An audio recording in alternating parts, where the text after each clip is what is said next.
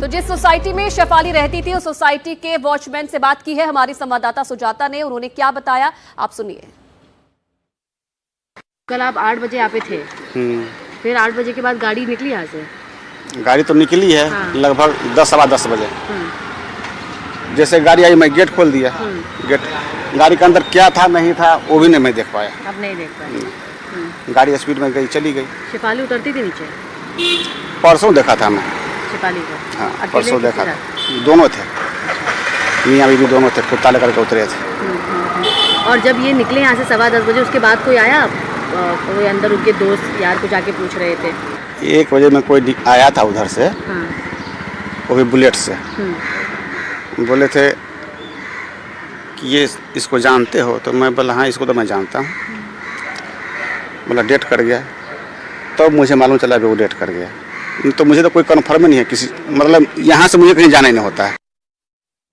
शेफाली के घर के बाहर से सुजाता हमारे साथ जुड़े हैं। सुजाता, मौत की वजह को लेकर सस्पेंस यहाँ पर बन रहा है, जरा बताइए कि अभी पूछताछ हो रही है क्या और कब तक पोस्टमार्टम की रिपोर्ट आ सकती है?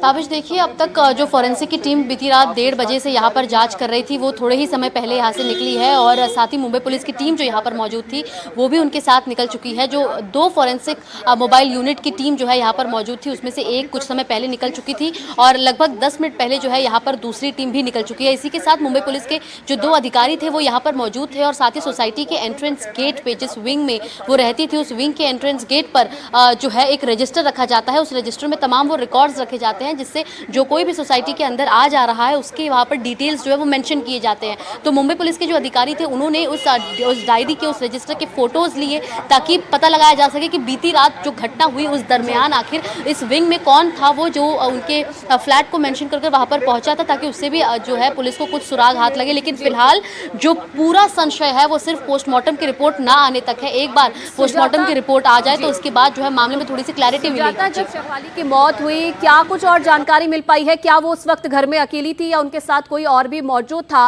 और क्या और दूसरा एंगल पुलिस तलाश रही है, क्योंकि ये तो कहा जा रहा है कि कार्डियक अरेस्ट की वजह से उनकी मौत हुई है, और कौन कौन से एंगल है जिनके जिस हिसाब से जो जांच है वो आगे की जा रही है? देखिए आयुष, सबसे पहले तो आपने जो सवाल पूछा कि उस समय घर में कौन मौजूद था, तो जब हमने सोसाइटी के सिक्योरिटी एजेंट से बात की तो उनका कहना था कि पराग जो उनके हस्बैंड है वो सिर्फ 1.5 घंटे पहले जो है सोसाइटी में आए थे।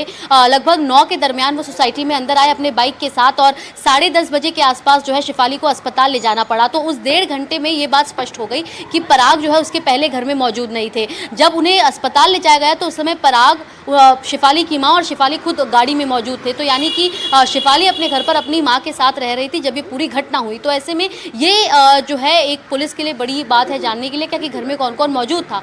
दूसरी बात ये कि जब उस समय ये पूरा मामला हुआ उसके ठीक बाद से ही पोस्टमार्टम की रिपोर्ट का, हालांकि इस समय हर कोई इंतजार कर रहा है जानने के लिए कि आखिर पूरी घटना क्या थी। और साथ ही शेफाली के जो बाकी के दोस्त हैं, उनके जो फैंस हैं, वो इस समय इस पूरे मामले को लेकर काफ़ी ज़्यादा शॉक्ड हैं। लेकिन साथ ही जाँच में ये भी पता लगाना ज़रूरी है कि आखिर शेफाली जिस बीमारी से जूझ रही थी पिछले कई सालों से, वो एपिलेप्सी था और उसमें उन्होंने कई बार खुलकर कई प्लेटफॉर्म्स पर ये बात भी कही थी कि यदि वो इस ट्रीटमेंट ना ले तो शायद उन्हें कुछ भी हो जाए। तो ऐसे में उनकी जो बीमारी थी उससे वो जूझ ही रही थी, लेकिन हार्ट अटैक कारण था या फिर उनकी गंभीर बीमारी जिससे वो पिछले कई सालों से जूझ रही थी। हालांकि वो फिट भी रहने की कोशिश कर रही थी, रेगुलर अपने वेलनेस को लेकर ध्यान देती थी, एक फ्रीक्वेंट जिम फ्रीक भी थी। तो ऐसे में इसमें क्या एपिलेप्सी का भी कोई रोल है ये समझने के लिए पुलिस फिलहाल जाँच कर रही है। जो पोस्टमार्टम की रिपोर्ट के बाद स्पष्टता दिखेगी कि आखिर क्या एपिलेप्सी की गंभीर बीमारी के चलते ये हुआ है, क्या उसका भी इसमें कुछ रोल है या फिर ये महज एक हार्ट अटैक था जिसके चलते शेफाली आज हमारे बीच नहीं। बिल्कुल सुजाता, जो आपने जिक्र किया वो फिट रहने की कोशिश भी करती थी और काफी फिट दिखती भी थी, इसलिए